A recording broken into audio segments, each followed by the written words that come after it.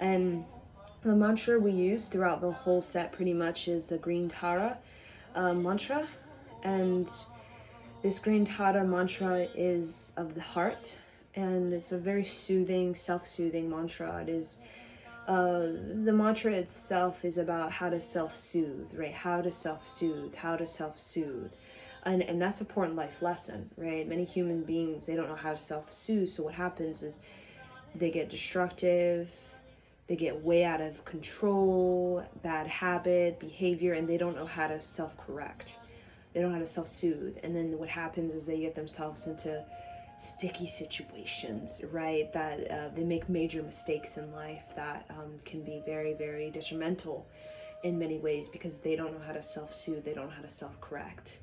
So sometimes when we don't know how to self-soothe or self-correct, what happens is we tend to shut down. We tend to deny, we tend to ignore, right? Because that mistake, that grief, whatever it is, we don't know how to deal with it.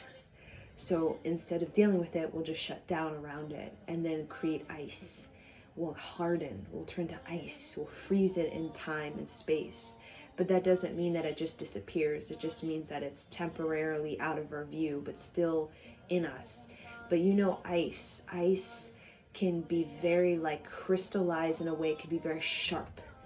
So a lot of people are carrying these sharp blades of ice in their emotions because they just don't have the tool or the tool of self-soothing or self-correction to be able to actually deal with the habit, the behavior, the decision, the choice, the attachment, codependency in a more appropriate manner, right? And it's very inappropriate for us as humans to deal with our these sort of attachments, codependencies, and grief and pain and suffering in a way of shutting down. It's very unnatural for us to do that, and it's very toxic and very draining for us to do that.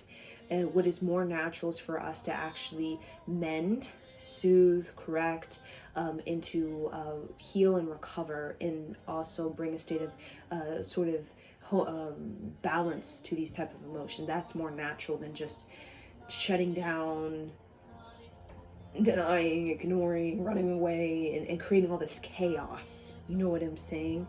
Inner chaos, inner restlessness, anxiety, phobias, parental issues. It's very unnatural to be like that for a very long time. It actually is a self-destruct type of path.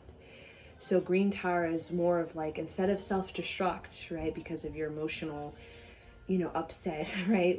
Let's self-soothe, right? So Green Tara teaches a baby how to self-soothe, right? So that when a baby is very sensitive and crying because it's not so liking of the human condition and how aggressive and competitive and chaotic it can be, the Green Tara teaches how to self-soothe, right? How to self-soothe, how to self-soothe, how to self-correct yourself so that you don't get too far in a destructive and revengeful, rageful or angry sort of habit, behavior, mood, or sort of emotional state that can actually destroy you.